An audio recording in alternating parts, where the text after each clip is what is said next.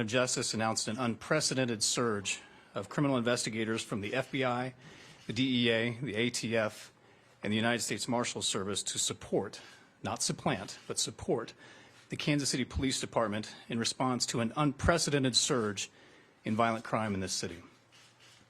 With the enthusiastic support of his grieving parents, the operation was named in honor of 4-year-old Legend Taliaferro, who was senselessly killed as he slept in his family's apartment.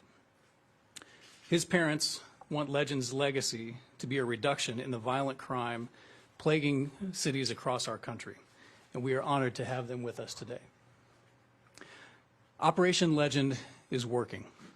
In just 4 weeks, it's resulted in the arrests of 18 homicide suspects and the seizure of over 70 illegal firearms. In June, Kansas City had more than 3 killings every 4 days.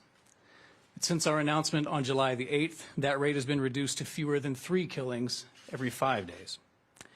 Our clearance rate, that is the rate of homicides that are solved and referred to a prosecutor, has increased from 34% on June 1st to 45% today. There is much to be done, but to use the parlance of our day, we are flattening the curve. But this is not about numbers.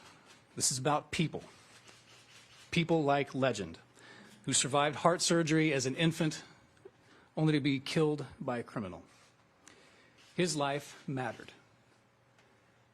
It's about people like 8-year-old Brian Bartlett, who was killed in his sleep last August. His life mattered. I know what it means to be the victim of gun violence.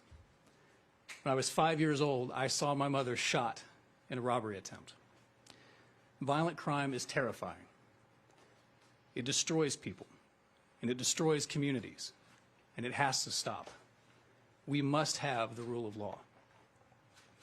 We're grateful here in Kansas City to have these additional resources, and we are gratified to see Operation Legend expand to other cities represented by my colleagues behind me here. It's now my privilege to introduce the Attorney General of the United States, the Honorable Bill Barr, to talk about the impact Operation Legend is having across the country. Attorney General. Thanks.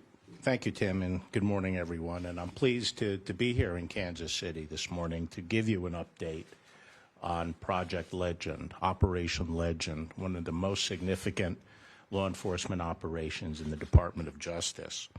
And I'd like to thank Chief Smith, the chief of the Kansas City Police Department, for his superb leadership and for hosting me today. We launched Operation Legend in Kansas City, and one of the key factors in that decision was that we were working with a superb police department and outstanding police leadership. 3 weeks ago, we've substantially expanded Operation Legend, and we are now underway in 9 U.S. cities. As Tim mentioned, the operation is named for Legend Taliaferro, a 4-year-old boy who was shot while he was asleep in his apartment. For us, Legend is a symbol of the many hundreds of innocent lives that have been taken in the recent upsurge of crime in many of our urban areas. His life mattered, and the lives of all of those victims matter. His name should be remembered, and his senseless death, like those of all the other innocent victims in this recent surge, should be unacceptable to all Americans. Through Operation Legend, the federal government has dispatched to the 9 cities, these 9 cities, more than 1,000 additional agents to work shoulder to shoulder with our state and local partners. And when I say shoulder to shoulder, I mean literally. I just had the pleasure of visiting the Kansas City Police Department and meeting the homicide squads, the 4 homicide squads and the 2 assault squads, and visiting with them, the Kansas City Police detectives on those squads, but embedded with those squads are FBI agents, DEA agents, and ATF agents, working literally shoulder to shoulder with them to crack these cases. Here in Kansas City, for example, there are 185 additional agents from the FBI, DEA, ATF, and the U.S. Marshals. Also, to support this operation, we've allocated $78.5 million in grants and other funds made available to our state and local partners. These grants, for example, go to support additional police positions. In some states, we have used them to hire more prosecutors, and we have also used them, these funds, to bring to bear some improved technology to help us solve these crimes, particularly in the area of firearms crimes. We saw one result of those efforts last week when Kansas City police arrested the suspected murderer of Legend. The arrest was the product of very hard work by the Kansas City police and was supported by critical assistance from the FBI. This arrest will not bring Legend back, but it will make his case an example of how we can come together to take violent criminals off the street and to make our communities safer. Legend's mother and father are here, and when I met her in Washington, I promised Sharon that Legend's death would not be in vain, and he will inspire us to greater efforts to make Kansas City safe. And Sharon said that she also strongly supported expanding our efforts beyond Kansas City so that other communities around the country can be made safer. So I'm here today with not only Tim, the U.S. Attorney here in Kansas City, but the Deputy Director of the FBI, David Bowditch, who was instrumental in launching Operation Legend. And the other U.S. attorneys from Chicago, St. Louis, Detroit, Cleveland, Memphis, Milwaukee, Indianapolis, and Albuquerque. They're deeply committed to this operation, and we have some encouraging early results. To start, I'd like to put things in a bit of context. The most basic duty of government is to provide for the safety of the community. In 1991 and 1992, first time I was Attorney General, violent crime rate that year was at an all-time high in the United States. It's never been higher. And for the 3 decades leading up to that year, violent crime had tripled in the United States. At that time, we made the decision in the federal government to dramatically increase our role to focus on combating violent crime. And we launched a series of initiatives focused on drugs, drug organizations, gangs, and gun offenders.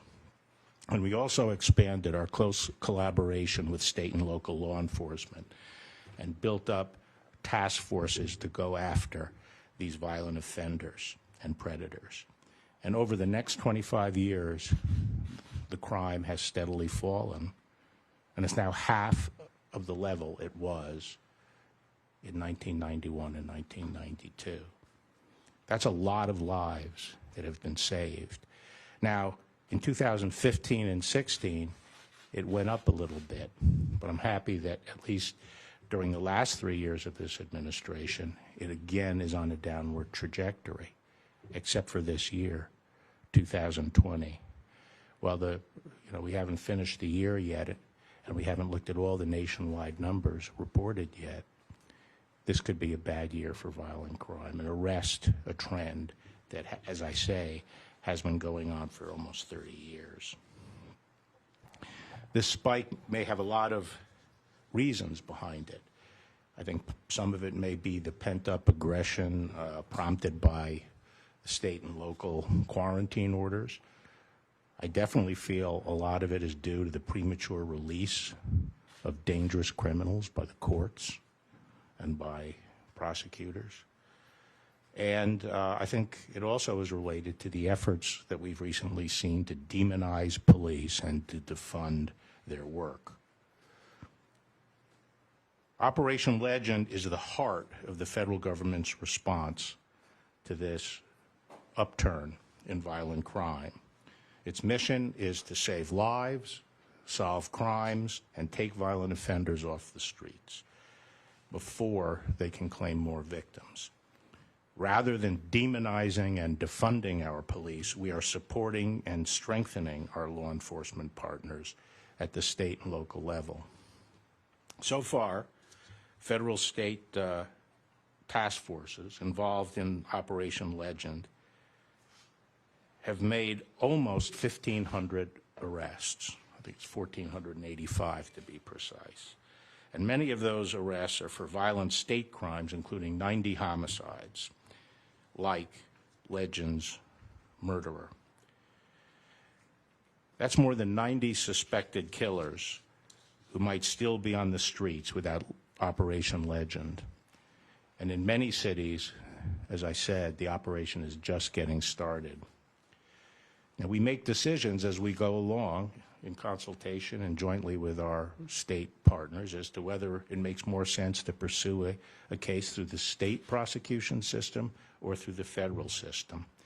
And so prisoners are charged in both under this operation. Of those arrested, we have charged more than 200 for federal crimes, and that includes more than 100 charged for federal gun crimes, 21 of which have been here in Kansas City. Now, bringing federal charges is helpful because in many states it is very hard now, today, to keep violent criminals in pretrial detention. They're just let right out on the street again. But in the federal system, we have a better ability to hold on to violent offenders, keep them in custody, pending disposition of their case. This is critical for community policing. We hear a lot of talk from people about how important community policing is, and it is, and good police departments have that. But the essential ingredient for it is that the community feels safe when they're dealing with the police and they're providing information to the police. And what typically happens is that where there is no pretrial detention and people in the community feel that the criminals are going to be right back out on the street within hours, they're extremely hesitant to work closely with the police. So this is a very important tool. It's a tool that the states need. But during this period with such high murder rate, we're stepping forward so that we can help keep some of these offenders off the streets. And it's also important because in far too many states, the sentences are too lenient and do not incapacitate these violent criminals long enough and do not provide a deterrent and do not encourage them to cooperate once they're captured. And in the federal system, we have very strong sentences for violent crimes, and that helps us get further information from these offenders. And criminals know that. They know that the federal system means business, and we're putting them out of business of violence in our cities. Our work is just getting started. Well, let me just pause and say there have been a number of photographs of guns appearing on this screen, and one of the important developments of Legend has been the seizure of hundreds and hundreds of firearms in our Legend cities. Here in Kansas City, I think 78 firearms have been seized, and as you can tell, these are not pop guns. A lot of these are high-powered AR-15 type guns with huge magazines, drum magazines. So getting them off the street is saving lives. And we are using very sophisticated ballistic investigation technology to pursue more than 500 leads to solve more gun crimes. So our work is just getting started. There's no more important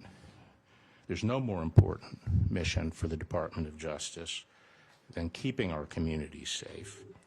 And through this operation, we're going to continue working with our state and local partners to do just that. So now I'd like to ask Chief Smith and Legend's mother, Sharon, if they would like to say a few words, and I'll start with you, Chief Smith.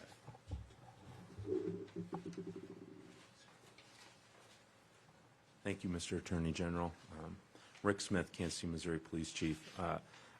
You know, this morning as we were going through some things with the Attorney General, one thing became noticeable as we walked through our cases is that we wouldn't have solved the cases as timely as we had, and we wouldn't have suspects in custody without our federal partnerships. When I turned to the Attorney General, I said this is absolutely making a difference. And I hope the message that's sent to our community is that this difference makes, that these arrests make a difference, and it will make a difference on our violent crime rate overall in Kansas City. You know, when we started this operation, I said it's not about the agents that came here, it's about the violence that's occurring. And what we want to do is for the violence to subside. So thank you very much to all the partners who have helped us. Hello, I'm Sharon Powell, Legend's mother. I just want to say thank you for everyone that had a helping hand into solving my son's case. And I also want to thank the community, because I know for a fact we had a lot of tips and help from the community. So I truly appreciate the help that we had. But I want to express that the community, we have to help each other with the other cases that they're working on to help solve. If you have any information, any tips, I think just go ahead and give them a call so we can help solve other murders like my son, because I know we have had a lot of children that was murdered in our city, and as a community we have to come together to help solve the rest of these murders, because this is just the beginning. Yes, I'm beginning to get justice for my son, but I also want to make sure I help everyone out that I can so we can get justice for you guys also. And like I said, I want to thank every single person that had a helping hand into solving my son's case. The blood, the sweat, the tears, I appreciate it. I thank you. And like my family, we all thank you. It has helped and lifted a slight weight off of us. No, we don't have our son back, but at the same time, we do have a light weight lifted off of us, and I appreciate everyone, and I thank you. Thank you, Sharon. So with that, I'm glad to take some questions. Attorney General Barr, the majority of homicides in Kansas City and nationwide stem from argument. So can you elaborate on any federal efforts to address the root causes of crime and specific variables related to crime in an effort to reduce violent crime long term? Well, there have been efforts addressed to trying to figure out what the root causes of violent crime are and to address them, and they have been going on, you know, for 70, 80 years. The Department of Justice, the enforcement agencies, our primary responsibility is to deal with crime. The social conditions that contribute to crime, the fact that people argue with each other and so forth, is really something that other agencies should be focused on. Now, the police have been called upon recently to do more and more work in areas where other professions and other agencies have sort of let the ball drop. So increasingly, police have to deal with mental illness, homelessness, drug addiction, and they have been taking on that burden to some extent.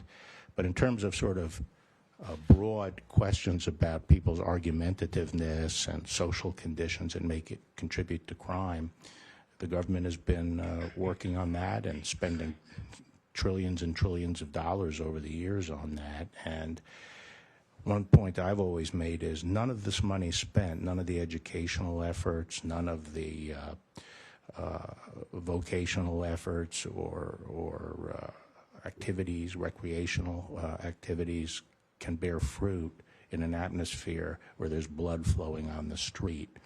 One of the things has always concerned me is it's always been presented as or usually presented as a dichotomy, which is, you know, let's attack the root causes versus those who are actually committing crimes. And it can't be a dichotomy, because none of the efforts to rehabilitate communities can bear fruit in an atmosphere of bloodshed. So the first step, in my view, is to provide safety to the community, and that's the job of law enforcement. Attorney General, you mentioned 1485. That's the number of arrests that have been made under Operation Legend. So far. So far, how many of those people arrested remain in custody today? I'm not sure. Where's Justin? Right here, sir. Yeah, Justin, do you know? We'll have to get the answer for you. I mean, a lot, as you know, the marshals have been very active. Let me take this off, sorry. As you know, the marshals have been very active in making arrests on fugitives. And so our expectation is when somebody is a fugitive and they're returned on a warrant, we stand a much better chance in our state or federal court of having that person detained. But we don't have an exact number for you at the moment, but we can work on getting that for you. So that's a very complicated question because there's so many different courts that are in play, but we're working on an answer for it. It's a good question, but we'll get you an answer. The one thing I didn't mention is, in addition to the arrests, we had the marshals apprehending fugitives, and we have apprehended, as part of Operation Legend, over 1,000 fugitives. Most of those are on state charges. Operation Legend was a federal initiative, but the person that was charged with the homicide, killing Legend, was only facing state charges. You mentioned earlier that FBI played a role in this apprehension. Can you tell us a little bit why no federal charges against the gentleman who allegedly murdered Legend? Because as far as I know, there was no federal offense involved in that. Is that correct? Yeah. There was no federal, we have, the federal code has a number of laws that if you break it, it's a federal offense, and state law otherwise governs. But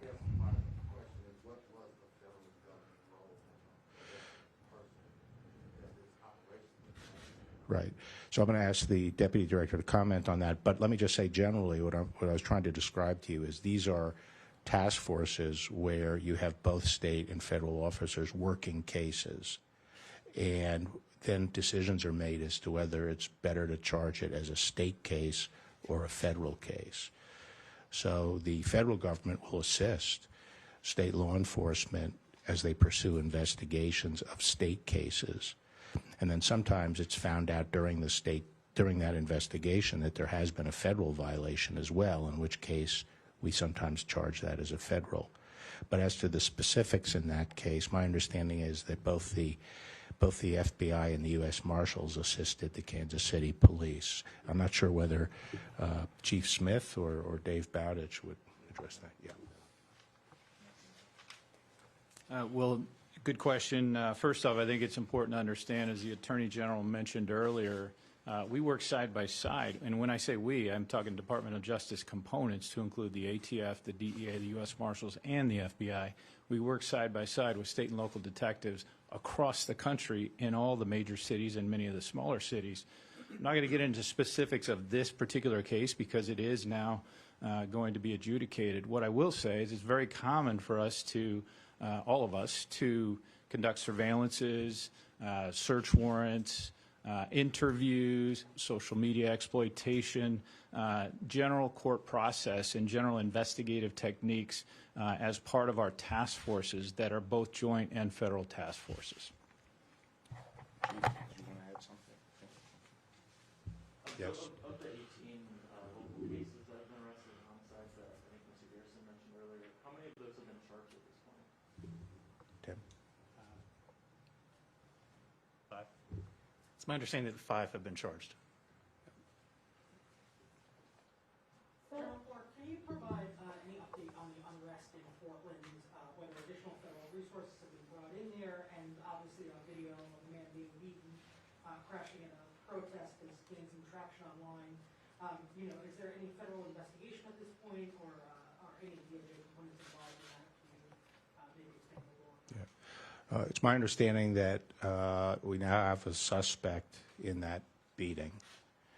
And in terms of federal resources, there hasn't been any significant change in the federal resources there. I think, the FBI has been providing investigative personnel to help pursue some of the investigations. Out of the 1,500 arrests, how confident are you that you'll be able to have the evidence to ultimately lead to convictions in these cases? Well, I think, I'm pretty confident the evidence will be there, but I think one of the problems we have in the criminal justice system now is revolving door justice. And I think too many criminals, to tell you the truth, during my exposure to the law enforcement community, which goes back over 30 years, there's one constant, which is the police do their job. The police do get the suspect and get the evidence. The system falls apart in the prosecution and trial and sentencing stage. And what's happening these days in the country is we're going back to some of the old practices we followed in the 60s and 70s, where there's revolving door justice and people are not being held. They're not being held before trial when they're dangerous.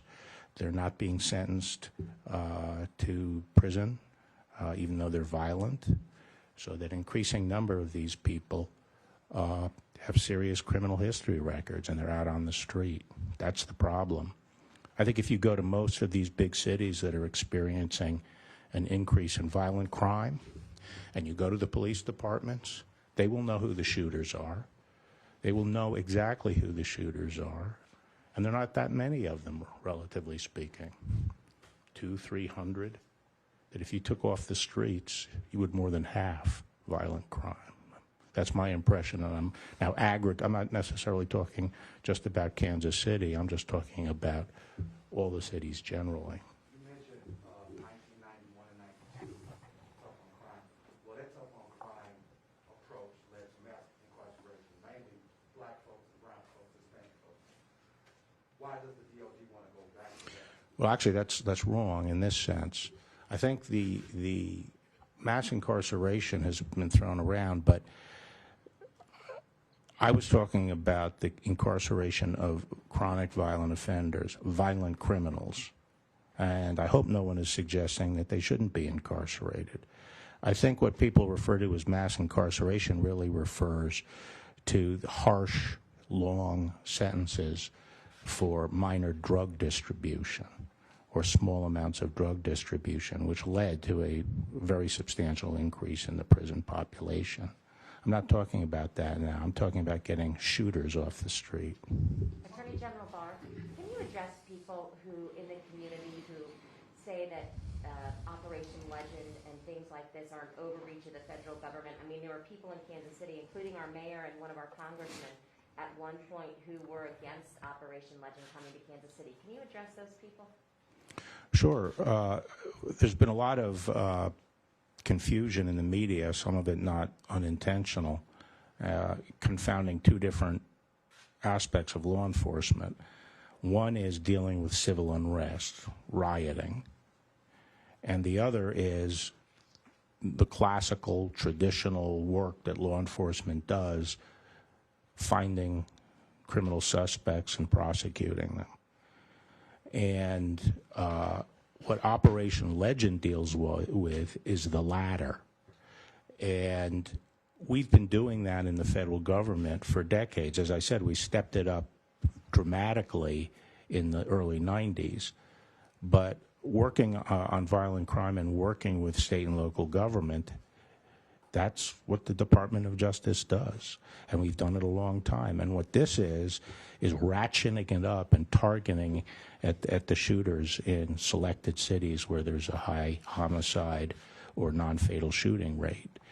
I think a lot of that rhetoric came at a time when the narrative, as the press calls it, was in taking shape in Portland, that the federal government was overreaching by going in to suppress demonstrations. And during that, it was in that environment that I think some people made misinformed comments about this law enforcement initiative. As a follow-up to that question, you know, we've talked about this successful successes of Operation Legend so far. You all are pulling out of Kansas City, as I understand, in September. So what comes after this? Like, how is this operation going to continue to be successful in Kansas City after the 185 people that are here helping pull out? Well, we're not pulling out of Kansas City in September. I mean, we always will have a strong law enforcement presence here, and it's really a question of adjusting the levels of additional resources that remain committed, and that's a moving. I mean, that will be considered as we go along. As long as we're successful and taking bad guys off the street, we'll be here. You mentioned the revolving door earlier. Mm-hmm. Of the justice system. As I calculated here, you mentioned 1485, that's the number of arrests, but only 200 charged with federal crime. That's about 13.5%. No, but that's not the revolving door. That's the decision of where they're going to be charged. Are you implying that the state and local courts or that revolving door, letting people out? Of course, we're in the middle of a pandemic. A lot of these criminals who may be getting arrested may be getting back on the street. I guess it goes back to my earlier question about, are you tracking them? Are you able to track if these criminals that you're arresting are back on the street? Yeah, I haven't aggregated them, so I can't give you an overall figure. But when we talk to the U.S. attorneys in the individual jurisdictions, they have a good idea of which cases in the state system are going to be able to stick. And it varies from state to state. I don't want to comment on the degree of revolving door that exists here. I don't know if the chief wants to comment on it. No, but do any of my colleagues, the U.S. attorneys, do you have any observations about this relating to your own state in terms of how many of these things we're able to, on the state side, we can keep? Yeah. I'll just say this. On the fugitive warrants, these warrants that are where we're making arrests in these warrants, these are violent criminal warrants, right? So these are people who are charged with aggravated assault or homicide, or very serious crimes. Those tend to be cases that are good candidates for bail in any court system when you're trying to seek detention. When you've returned a fugitive to a court system where they're charged with a homicide or an aggravated assault, you've got a pretty good argument for detention. Certainly in Ohio, that would be the case, which is where I'm from. I'm the U.S. attorney in Cleveland. Many of these other arrests are fresh state arrests that are made on the same kind of crimes: aggravated assaults, illegal possession of a firearm, large-scale drug trafficking. That's what we're looking at. So those are cases that, on average, are going to stand a much better chance of detention. In Ohio, really in many other court systems, you'd have a pretty good shot at detention. But I can only speak for Ohio. Sir. I have a question for Chief Smith. One more question for Chief Smith. Okay. Chief Smith? Yes. Chief, record pace of homicides here, low clearance rate, the federal government is here helping you. You said they helped you. What does that say about the local police efforts to clear homicides here in the city? You want to take that? Well, first of all, our clearance rate, I think this morning is around 60-some%. So I think we're right about the national average, maybe a little bit more. I think what we're seeing here with our assistance is we're getting things done more timely. Things that would take us more time due to resources and manpower wouldn't happen as quick. And just forensically, all kinds of things, analyst staff, other things that are helping us out make the system and our investigations move so much faster than they would have if we did not have the help. Attorney General, we were talking about... Operation Legend include preventative efforts to limit access to firearms to prevent homicides from happening in the first place? Well, I think in terms of ATF's efforts, in terms of going after straw purchasers and other ways that people get access unlawfully to firearms, the answer to that is yes. Okay, thank you. Attorney General, can I ask you one more question?